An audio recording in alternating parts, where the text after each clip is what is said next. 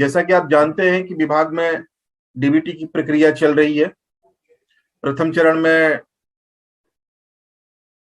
अपने बच्चों के अभिभावकों के खाते में धनराशि भेजी जा चुकी है काफी अच्छी संख्या में। द्वितीय चरण में धनराशि भेजे जाने की प्रक्रिया अंतिम चरण में है, शीघ्र ही हम भेजने वाले हैं।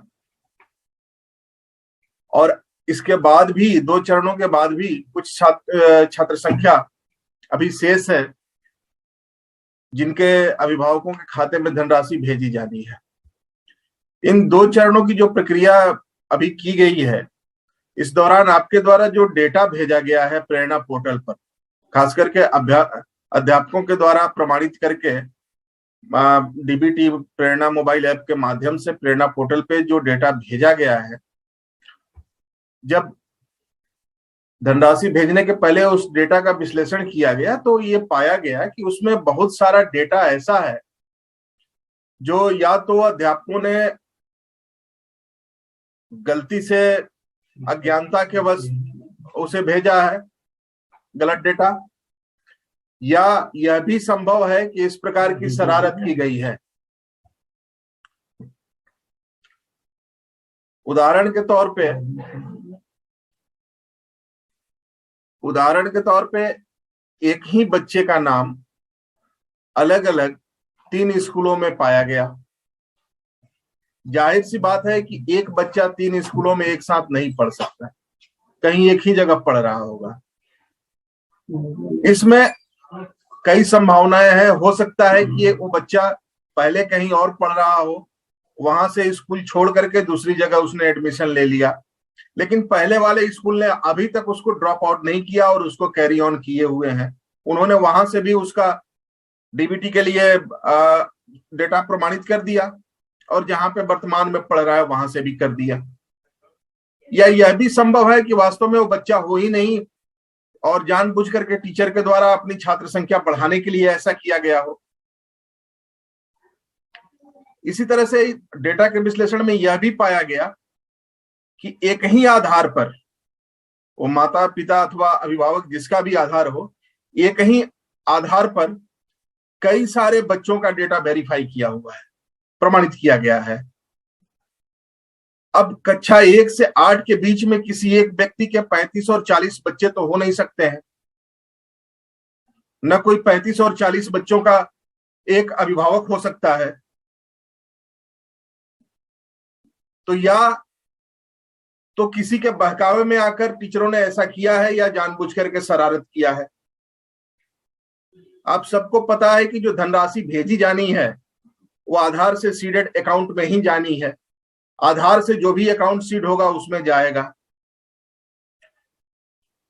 तो इसलिए आज के इस सत्र के माध्यम से बड़ा साफ आप सबों को बताना चाहता हूं कि अगर इस तरह की कोई भी कार्रवाई, कोई भी गलती आप द्वारा की जाती है या गलत डेटा फीड किया जाता है, तो आप यह कतई न सोचे कि वो डेटा पकड़ में नहीं आएगा। और हर एक डेटा यहां से चेक होने के बाद ही वो आगे प्रोसेस हो रहा है।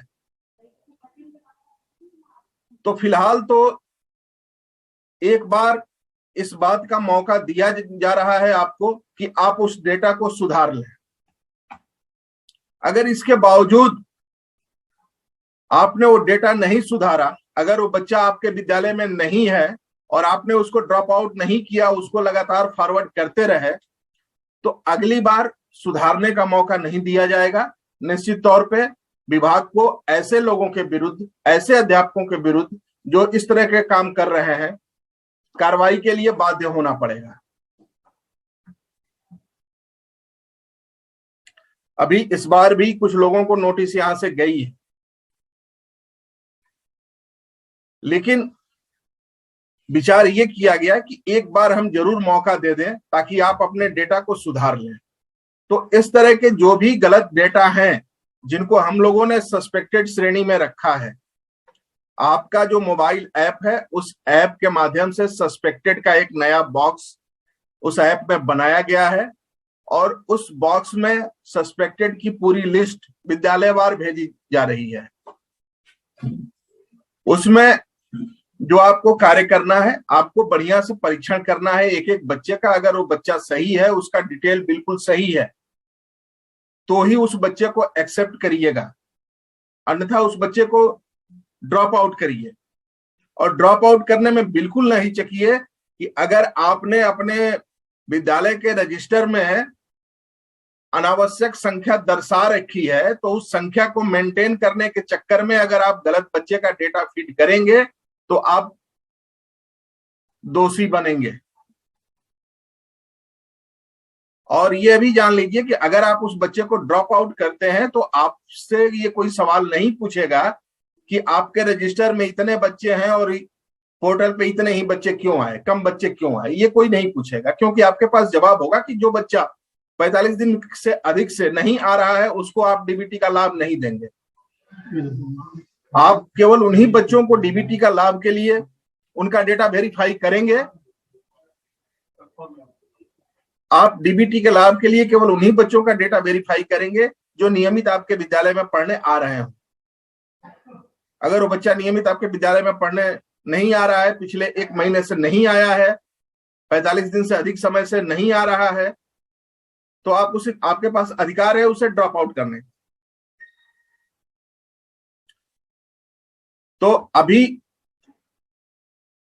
ये जो सस्पेक्टेड डेटा भारी संख्या में मिला है, जिसको मोबाइल ऐप के माध्यम से आपको भेजा जा रहा है, उस डेटा पे किस तरह से काम करना है, कैसे उस डेटा को ठीक करना है, कैसे ड्रॉप आउट करना है, इन सारी चीजों पे जानकारी देने के लिए हमारी टेक्निकल टीम साथ में है।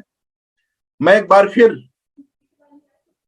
आप सभी से यह आग्रह करना चाहूंगा कि यह एक मौका दिया जा रहा है आपको कि आपके स्तर से जो भी गलतियां हुई हैं उन्हें सुधार दिया जाए।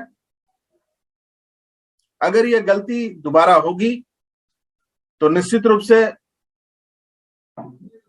विभाग इसे आप द्वारा जानबूझकर की गई गलती मानेगा